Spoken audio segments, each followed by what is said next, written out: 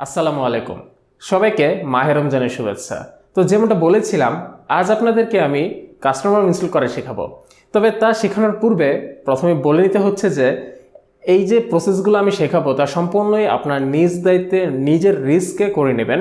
কেননা এর মাধ্যমে আপনার ফোনটা অ্যাটম বোমার মতো ব্লাস্ট হয়ে যেতে পারে, অথবা ধরুন আপনার সিজিপি খারাপ হয়ে যেতে পারে, বা আপনার এসডি কার্ড ডেড হয়ে যেতে পারে, অথবা আপনার ফোনটাই ডেড হয়ে যেতে পারে।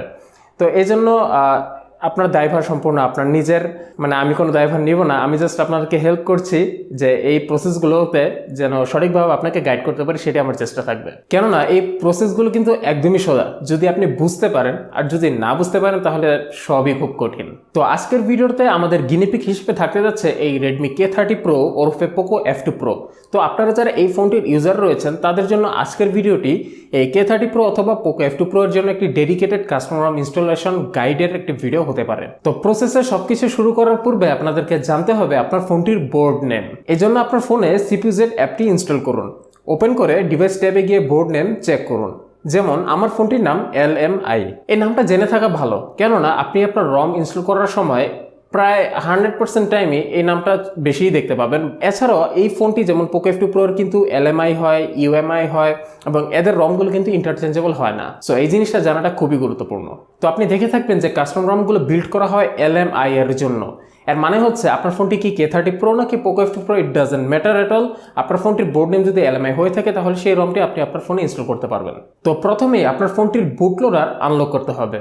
তো সব ধরনের Xiaomi ফোন তথা এই Redmi K30 Pro ওরফে Poco F2 Pro এর বুট লোডার ঠিক কীভাবে আনলক করবেন, তথা Xiaomiর সব ধরনের ফোন এবং আরও যে সকল ম্যানুফ্যাকচারার রয়েছে তাদের ফোনগুলোর বুট লোডার আনলক করার একটা সামগ্রিক ধারণা দেওয়া হয়েছে প্রিভিয়াস ভিডিওতে। অর্থাৎ আমি কাস্টমার নিয়ে একটি বেসিক একটি ভিডিও তৈরি করেছিলাম, সেখানে বুট লোডার আনলকের ব্যাপারে একটু বিস্তারিত আলোচনা করা হয়েছে। তো আমি আপনাদেরকে সাজেস্ট করবো সেই ভিডিওটি অবশ্যই আপনি পুরোটা একটু ভালো করে দেখে আসবেন, তাহলে আশা করি আপনার ফোনটি বুট লোডার আনলক করা নিয়ে কোনো প্রবলেম হবে না। এবং সেখানে বুট লোডার আনলকের ব্যাপারে বিশেষ করে Xiaomi ফোনগুলো, বেসিক্যালি সব Xiaomi ফোনের বুট লোডার আনলক করার প্রসেসটা অলমোস্ট সেম। সো নতুন করে বলার কিছু নাই, এবং ওই ভিডিওটি দেখলে আপনি খুব সহজে আপনার Xiaomi ফোনগুলো বুট লোডার খুব সহজে আনলক করে নিতে পারবেন। ভিডিওটির লিঙ্ক এই মুহূর্তে আপনি আই বাটনে দেখতে পাবেন, অথবা ডিসক্রিপশন বক্সে দেওয়া রয়েছে, সেখান থেকে চেক করে আসতে পারেন। বুট লোডার আনলক করার পূর্বে অবশ্যই মনে রাখবেন আপনার ফোনের কিন্তু সব ডেটা ক্লিয়ার হয়ে যাবে। সো ব্যাকআপ করে রাখাটা খুবই গুরুত্বপূর্ণ। তো আশা করি আপনার ফোনটির বুট লোডার আনলক করার কাজ শেষ। এবার আমাদের কাজ হচ্ছে কাস্টম রিকভারি ইনস্টল করা। তো এই জন্য আপনাকে প্রথমে আপনার ফোনটির কাস্টম রিকভারি ইমেজটি খুঁজে বের করতে হবে।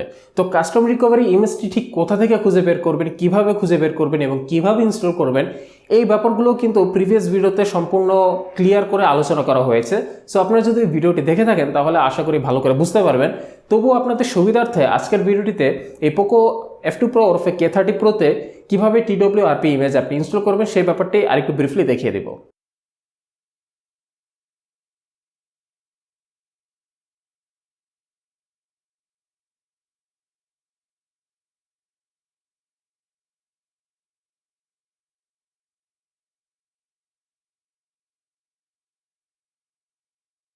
তো আমার Redmi K30 Pro এর রিকভারি ইমেজ আমি ডাউনলোড করে নিলাম, লিঙ্কটি দেওয়া থাকবে ডেসক্রিপশন বক্সে।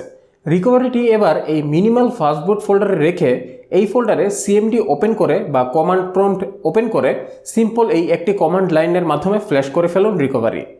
ব্যাস, কাজ শেষ।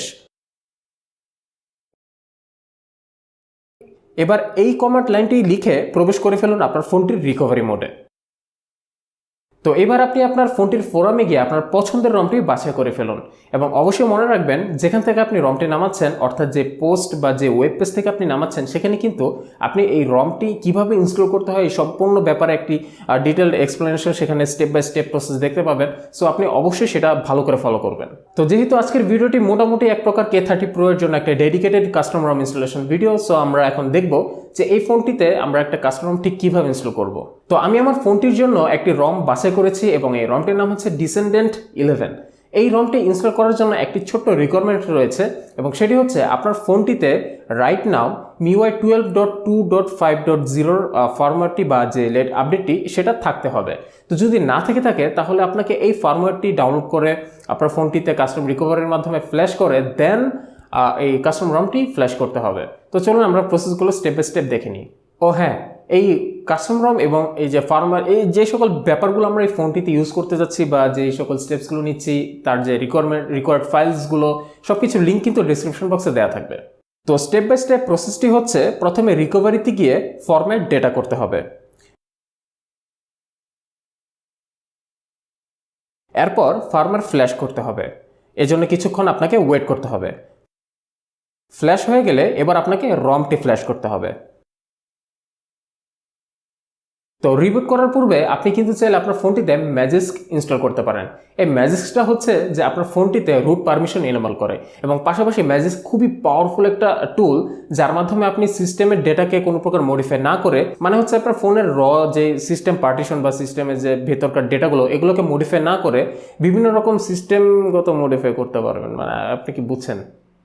আচ্ছা যাই হোক, তো আপনার ফোনটিতে যদি কোনো প্রকার রুট পারমিশন রাখতে চান তাহলে কিন্তু আপনাকে ম্যাজিস্ক ইনস্টল করে নেওয়া লাগবে।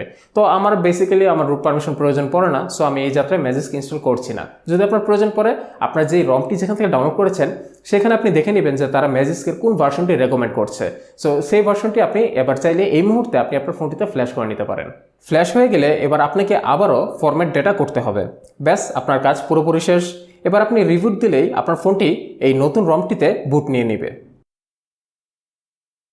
তো এই হয়ে গেল আপনার কাস্টম রম ইনস্টল করার প্রসেস সম্পূর্ণ শেষ। এবার আপনি আপনার ফোনটি বুট হয়ে গেলে সেখানে আপনার যে ফোনটি নতুন ফোন আপনার বাজার থেকে কিনালে কী করতে হয় বোঝে নিত। একটি জিমেল সেট করতে হয়, তারপরে ওয়াইফাইয়ের সাথে কানেক্ট করে ব্লা ব্লা ব্লা, এই সব কিছু শেষ হয়ে গেলে ব্যাস আপনার কাজ মোটামুটি শেষ। তো কাস্টম রমগুলোর আসলে সুবিধা হচ্ছে যে আমরা যারা সাধারণত এই ধরনের ফোন ইউজ করি, বিশেষ করে মিওয়াই, এগুলোর performance out of the box is not great. আর এই ধরনের যে কাস্টম ইউআইগুলো, এগুলোর পারফরমেন্স জাস্ট তুমুল পাংখা লেভেলের পারফরমেন্স হয় এবং ইউজ করে খুব মজা লাগে। Overall UI experience is just buttery smooth. এছাড়াও বেশ কিছু ফিচার থাকে, কাস্টমাইজেবল অ্যাবিলিটি থাকে, আপনি চাইলে অনেক কিছু করতে পারছেন। এটা আসলে জাস্ট আপনার মানে কি বলে, ইমাজিনেশন ইজ দ্য লিমিট। তো এই কাস্টমার ইনস্টল করার প্রসেস সম্পূর্ণ ডান হয়ে গেল। আপনারা এই ফোনটিতে কি রম ইনস্টল করতে যাচ্ছেন বা আপনার পার্সোনালি যে ফোনটি আপনি ব্যবহার করছেন সেটাতে কি কাস্টমার ইউজ করতে যাচ্ছেন অবশ্যই কমেন্ট সেকশনে কমেন্ট করে জানাবেন। এবং যদি কিছু না বুঝে থাকেন অবশ্যই কমেন্ট সেকশনে কমেন্ট করবেন, আমি যথাসম্ভব রিপ্লাই করার ট্রাই করব। টিল দেন সবাই ভালো থাকবেন, সুস্থ থাকবেন, অবশ্যই ঘরে থাকবেন এবং নিরাপদ দূরত্বে থাকবেন, সেফটি মেনটেন করবেন। সবার সুস্থতা কামনা করে এখন বিদায় নিচ্ছি। আসসালামু আলাইকুম।